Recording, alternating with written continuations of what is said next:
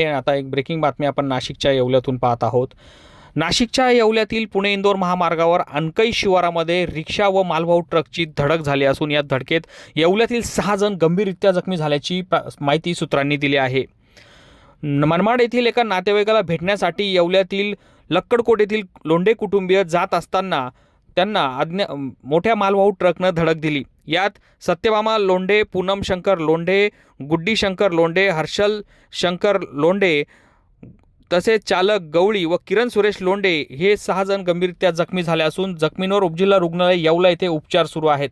दरम्यान अपघात एवढा भीषण होता की रिक्षाचा अक्षरशः चक्काचूर झाला असून सुदैवाने यात कोणतीही जीवितहानी झाली नाही। मात्र जखमींची प्रकृती गंभीर असल्यामुळे पुढील तपास आता येवला तालुका पोलीस करत आहेत। DSP मराठीसाठी दीपक सोनवणे येवला।